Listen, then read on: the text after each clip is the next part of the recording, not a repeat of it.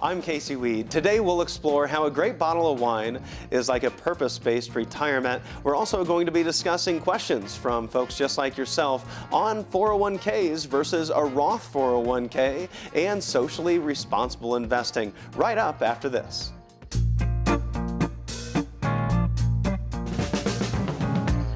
Welcome to the Purpose-Based Retirement with certified financial planner practitioner Casey Weed. It's not how much we make during the good times, it's how much we keep during those really bad times.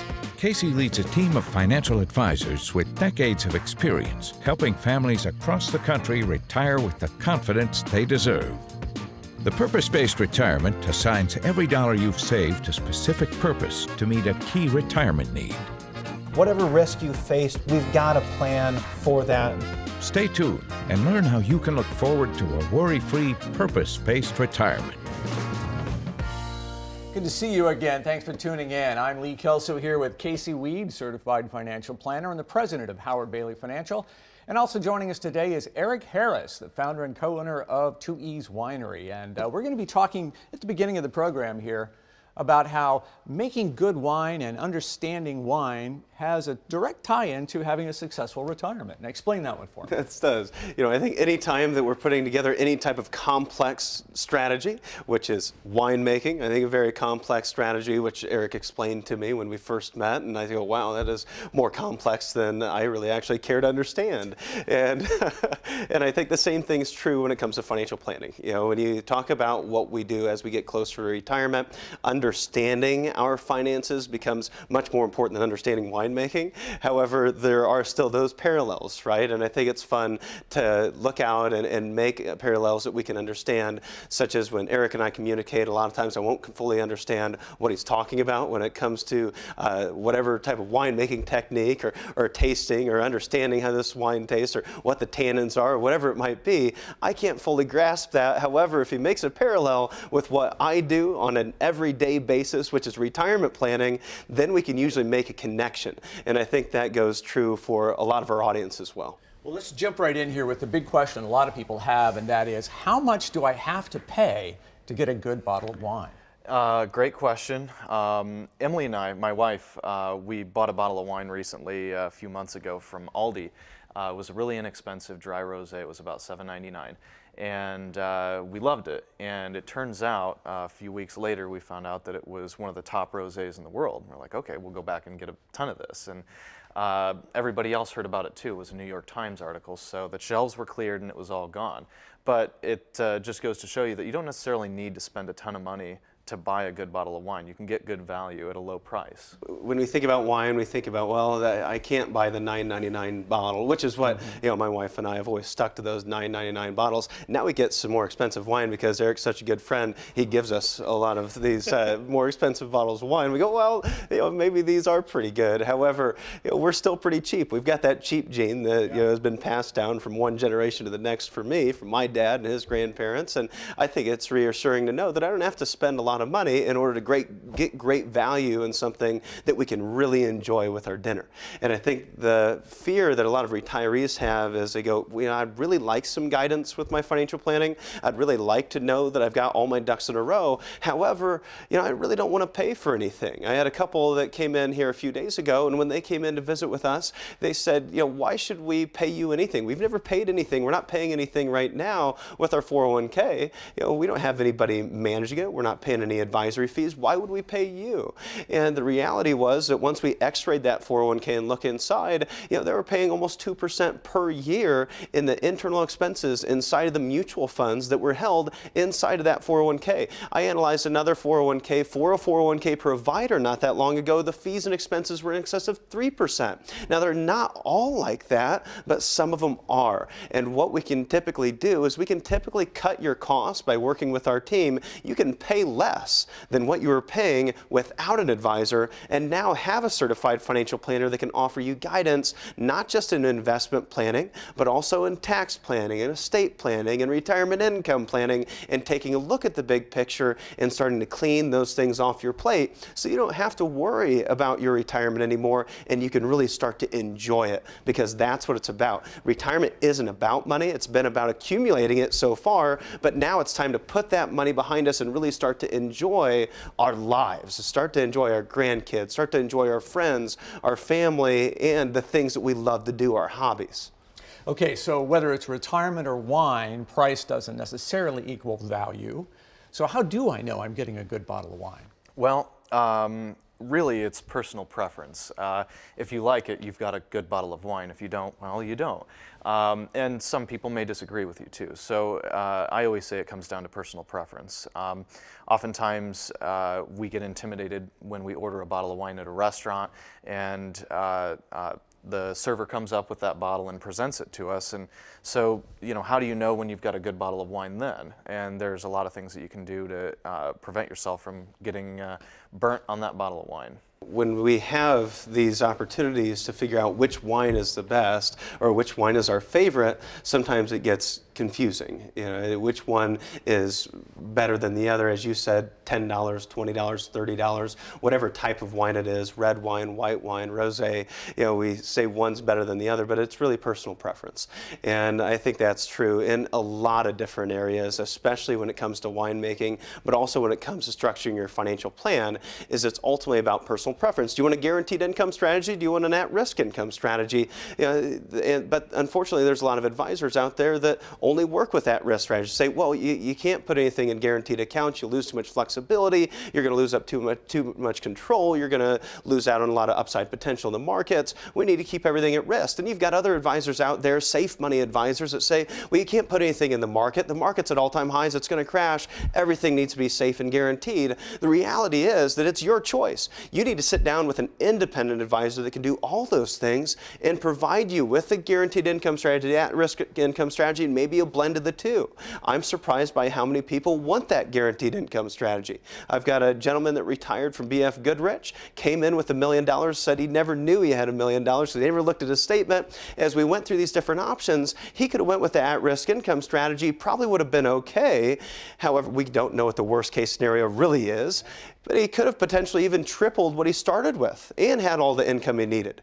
But he said, Casey, I don't care what's left to my kids. They never knew that I had $1 million. I never knew I had $1 million. Never planned on leaving a bunch of money behind. I just don't want to ever have to worry about my money again. Give me a guaranteed income strategy where I don't have to worry about what happens in Washington, what happens internationally with the stock market, the economy, and I'll be happy. I think it's all about personal preference in finance and winemaking. So let's solve the red versus white debate right here. Is there an answer? Which one's better? I don't Red. think it's. I say red. Yeah. You say red? I'm on the red team. Well, I don't know that you necessarily have to pick a color. It's kind of a superficial way of deciding whether or not you enjoy a wine. And oftentimes it's based off of mood. So is one better than the other? Again, we're going to go back to personal preference. I mean, that's about the only blanket statement I'll make when it comes to wine and winemaking is, do you like it? Yes or no? And that's really what defines a good wine. I think the same thing is going to define your retirement strategy. We just have to make sure we have one in the first place. Yeah, let's just get it started.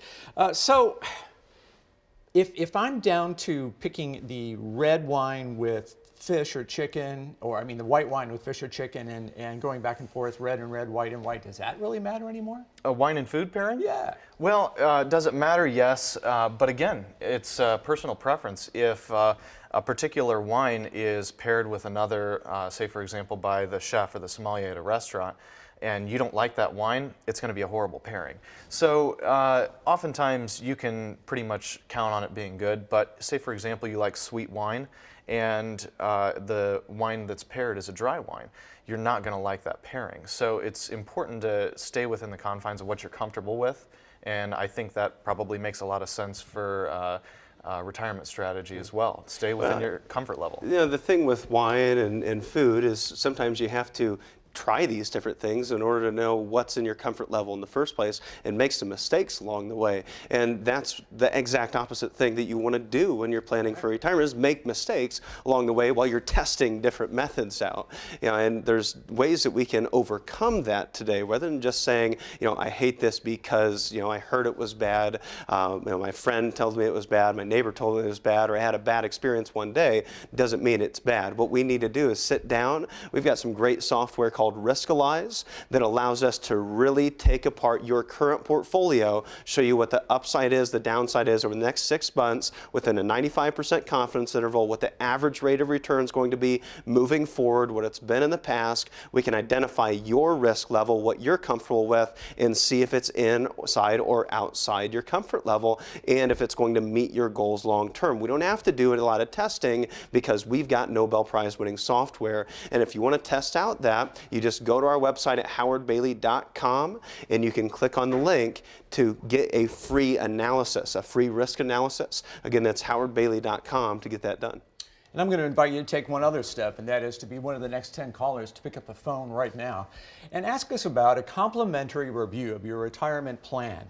It's an opportunity for you to learn exactly what's going on in your portfolio and in your retirement preparations. Taking a look at just exactly what kind of fees you might be paying that you don't really know about. Are there tax saving opportunities there with the new tax plan? And also Social Security. Are you set up for the best options for Social Security when your time comes? All those things are possible if you are one of the next 10 callers to pick up the phone and ask now about a complimentary review of your entire financial and retirement plan. You can make time on the calendar with Casey or one of the members of the Howard Bailey team to sit down and start your way toward a purpose-based retirement. All right, when we come back, we have questions from our viewers. Stay tuned. Today, Casey is making this very special offer, a consultation with the Howard Bailey team. Are you prepared to stand up to retirement's most significant threats?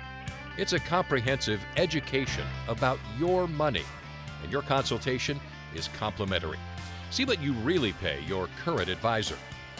Optimize tax savings and maybe increase your cash flow. Get more benefit from your benefit. Learn proven wealth strategies and techniques to help you feel more secure. Spend in retirement with confidence. Eliminate guesswork. Get answers from the team's fact-based approach. Make better decisions. Meet your financial objectives. Rise to your financial challenges. Call the number on your screen right now. Make your appointment. Let Howard Bailey Financial put you on the path to your very own purpose-based retirement. You need a plan to create the retirement you deserve. The first step is to tune in to the Purpose-Based Retirement Radio Hour with Casey Weed and Marshall Johnson. Saturdays at 11 a.m. and Sundays at 1 p.m. on WOWO 107.5 FM or Sunday mornings at 11 on 95.3 MNC. The highest educational achievement for a financial planner is the Certified Financial Planner certification. At Howard Bailey, all of our frontline advisors are CFP practitioners. Certified financial planners have been thoroughly vetted with the right education and experience to coach you through the complexities of your retirement. Getting to retirement, that's really the easy part. Find someone with what it takes to get you through this next stage of your life. Would your financial and retirement affairs benefit from a higher level of insight and care? Call us now to find out. Each week, Casey gets questions from viewers, and we invite a few of those people to join us here on the program, and that's what we've done today with, we're starting with Luann and Osceola. How can I invest my retirement while remaining socially responsible when it comes to my Christian and environmental values? Luann, thank you for your question, and this is one that we're getting, it seems like more and more often every single year. We have more people coming in that are concerned with what's going on in the environment, or maybe even their Christian values, social values, whatever those things might be, ethical values. You know, there are actually a lot of funds out there and a lot of money managers that are beginning to lean this way and create portfolios out of this need. This is one of the fastest growing areas of fund management out there today. However, it's still a small segment. There's not a lot of availability of really good socially responsible funds that are out there today. There are some money managers that even specialize exclusively in managing money for Christians, and we have access to money managers that are both socially responsible and focused on Christian values, for instance, or Catholic values, for instance, and those money managers are building portfolios for that specific purpose. However, Morningstar points that there's only about 2% of funds out there today that are listed as socially socially responsible investment funds explicitly. However, there is a growing segment of ratings called ESG ratings. That's environmental, social, and governance, where you're going to see some companies that are getting a higher rating, and that isn't just based on how they're investing from a socially responsible standpoint or religious standpoint. It's based on performance standards as well. So that ESG rating might be something that you want to pay attention to as you're picking different funds for your overall portfolio. And I would also say exercise caution as you're doing this. Don't blindly pick these things. One, because of cost. You don't have to pay a lot in order to get socially responsible investing as part of your overall portfolio, but also pay attention to your risk because you're paying attention to a slender part of the economy. And what we would need to make sure you're doing is still staying diversified and you really understand the risks you're taking. That might mean sitting down with a financial planner that can stress test that portfolio after it's been made socially responsible to your liking. So make sure you're stress testing, staying diversified, keeping your costs low. All right, good question, Luann. Let's get down to John in Decatur. Should I take withdrawals from different accounts based on market conditions?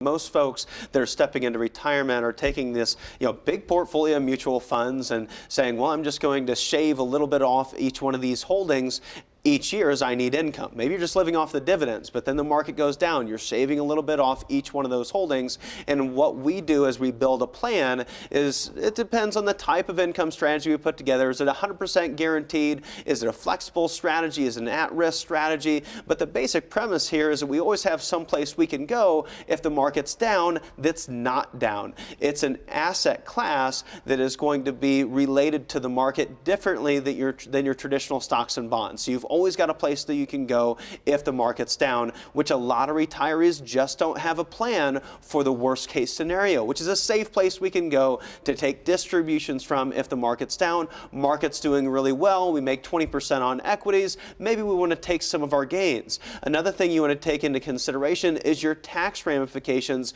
of where you take those funds from, the type of account that you take them out of, because you may want to take it out of the taxable account, especially if there's a lot of volatility in the markets. You may want to sit down with your advisor on a more periodic basis to evaluate which one of those holdings you should be taking that income from. You may want to do some tax loss harvesting. You may want to sell some positions that have gains along with some that have losses, so you have a net zero tax liability, and you can also generate the income that you need. It's just something that needs to be taken a look at more often. If you have a lot of after-tax money, you're getting a lot of 1099s, you need to be working with a financial planner that can work on the tax side of your income strategy as well.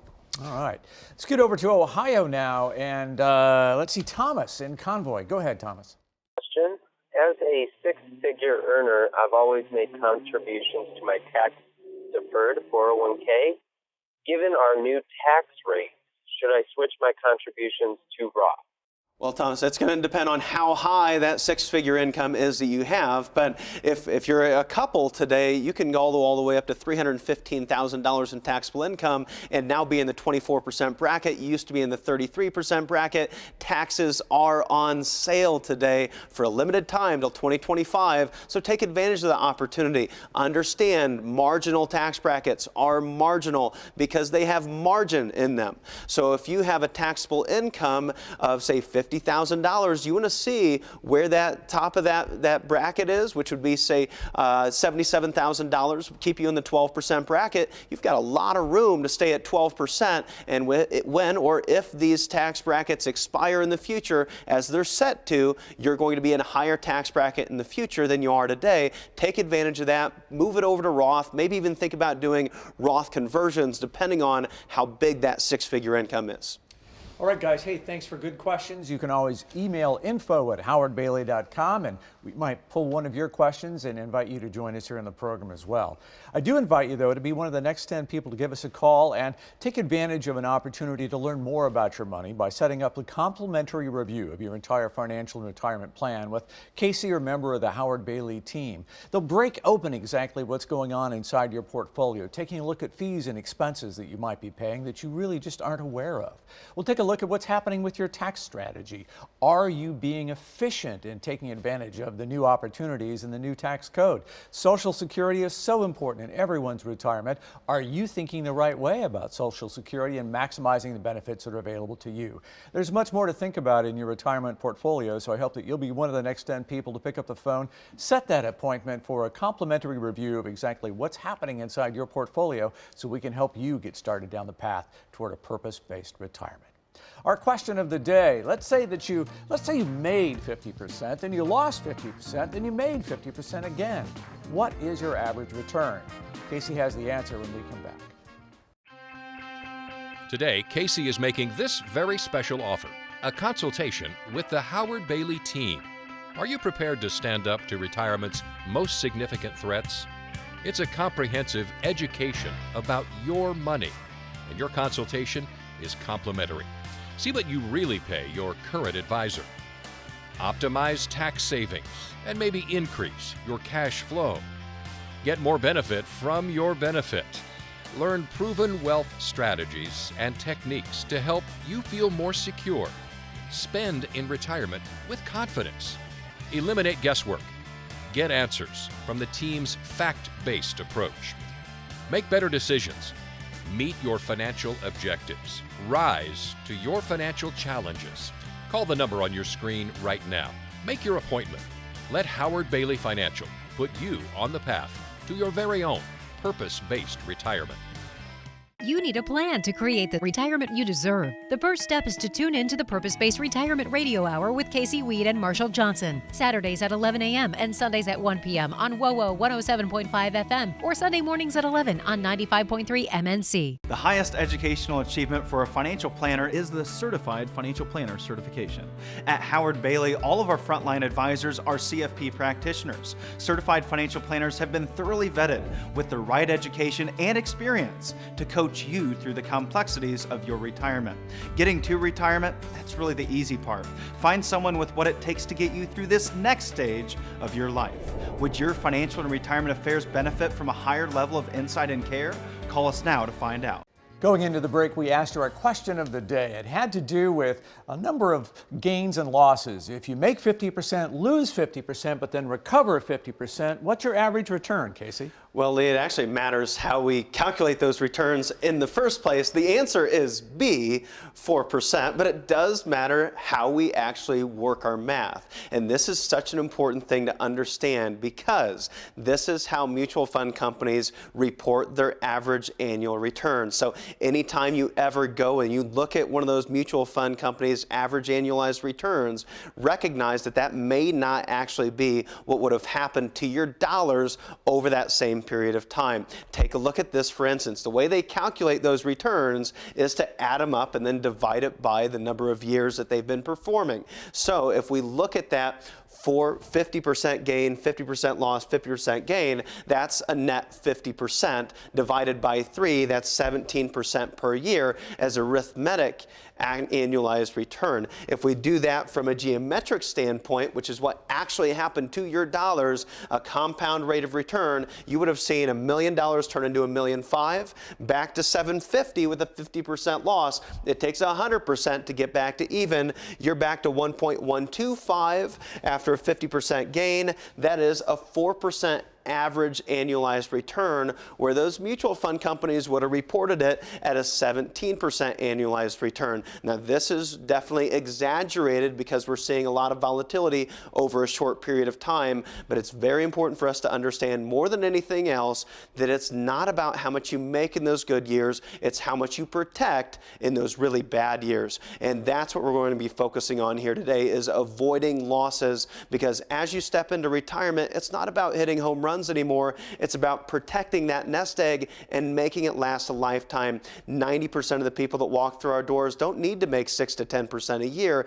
They just want to make 4 to 6% and not have to worry about their money anymore. And this might be an avenue to take in order to accomplish that through the use of an indexed account. So how does an indexed account work? We're going to use a football analogy in order to explain that. Rule number 1, it's always first down. Rule number 2, you can never lose yards. And rule number 3, you can have up to a 12-yard gain per day. So I think we can already tell, if we were going up against a pretty darn good team, we might take a really darn good team that never had a big setback over some team that might just make some very consistent runs. And that's what we're going to see here in just a minute. So let's do the play-by-play. We're going to start at the 20-yard line. So we start at the 20-yard line, and there's a 10-yard gain. Our quarterback throws for a 10-yard gain, and now the ball is spotted at the 30-yard line. We've got 10 yards of gains. Now we have an 18-yard loss. Our quarterback got sacked at the 12-yard line,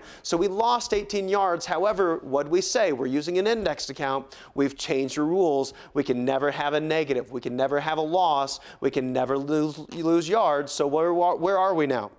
We had no loss, we had no gain. So even though our quarterback was sacked at the 12-yard line for an 18-yard loss, the ball is spotted back at the 30-yard line where the play began. It's still first down. Now we throw for an 8-yard gain. The ball gets spotted at the 38-yard line, and it's still first down. We get another run at this. Now we see our quarterback throw for a 19-yard gain. This is where brokers say, I don't like indexed accounts because you can't have all of the gain. Well, we only get 12, right? We have a maximum of 12-yard gains. Maybe this is like a maximum of 12% return or a maximum of 50% of the gains in the market. Now, even though we made a 19-yard play, the 12-yard maximum rule kicks in, so your team has to give back 7 of the yards. The net result is a gain of 12 yards, and the ball is spotted at the 50-yard line. So what happened? Well, had we played under the normal rules, we would have ended up with a 19-yard gain. We would have seen that full gain of 10, full gain of 8, and full gain of 19, but with a loss of 18 yards, we ended up at a 39-yard line. The losses hurt us more than the gains helped us by getting all the upside. New rules. We end up with a 30-yard gain. We can only make 12, but we can experience no downside. So gains of 10, 8, and 12 with no losses, the ball is spotted at the 50-yard line, an extra 11 yards. This is the way you need to start thinking about your retirement moving forward, that now if the market's up at 30% like it was in 2013 and you only get 15, that's okay as long as I don't lose anything the next time we have the next 2008 or major market correction or bear market for that matter. Yeah, I like that a lot. That seems like a winning formula. So when do my yards lock in?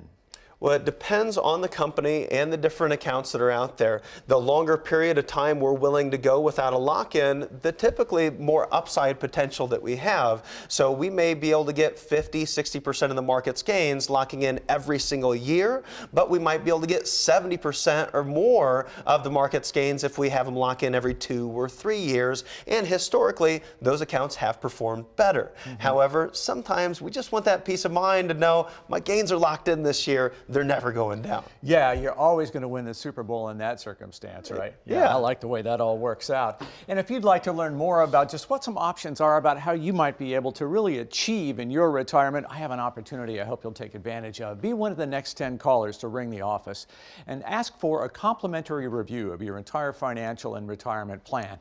We'll break apart exactly what's going on in your playbook, and we'll find out whether or not there are yards drifting away. Maybe you're losing money in taxes. Maybe the fees and expenses you're paying are not really worth what you're getting out of it on the football field. I think I've beaten that analogy to death far enough, don't you, Casey? But the point is, it's an opportunity for you to learn a lot more about what's happening with your retirement. So be one of the next 10 people to jump on the phone and ask for that complimentary financial review. You'll get an appointment with Casey or a member of the Howard Bailey team and set yourself down the path toward a purpose-based retirement. And you can always visit us at the Purpose-Based Retirement to order a copy of one of Casey's books or learn a lot more about the program. If you'd like to email us, you can always email info@howardbailey.com, and we might use your question right here on the program. Casey and I will see you next week.